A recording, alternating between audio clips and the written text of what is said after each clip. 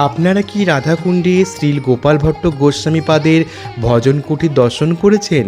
যদি এখনও না করে থাকেন তাহলে এই ভিডিওটি অবশ্যই শেষ পর্যন্ত দেখুন, স্কিপ করবেন না। শ্রীল গোপাল ভট্ট গোস্বামী বৃন্দাবনের স্বরগোস্বামীদের অন্যতম। তিনি শ্রী চৈতন্য মহাপ্রভুর অন্তরঙ্গ পার্ষদ এবং গৌড়ীয় বৈষ্ণব ধর্মের প্রচার ও প্রতিষ্ঠায় অসামান্য অবদান রেখেছেন। শ্রীল গোপাল ভট্ট গোস্বামী প্রতিদিন পরম প্রেম ও ভক্তিভরে শালগ্রাম শিলার সেবা করতেন। ভক্তের আন্তরিক আকাঙ্ক্ষা পূরণ করতে সেই শালগ্রাম শিলায় স্বয়ং শ্রীকৃষ্ণের মনোহর বিগ্রহরূপে প্রকাশিত হন।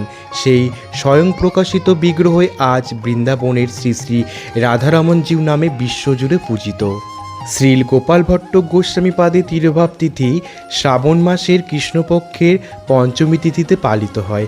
এই পবিত্র তিথি উপলক্ষে বৃন্দাবন সহ সমগ্র গৌড়ীয় বৈষ্ণব সমাজ গভীর ভক্তি ও শ্রদ্ধার সঙ্গে তাকে স্মরণ করে।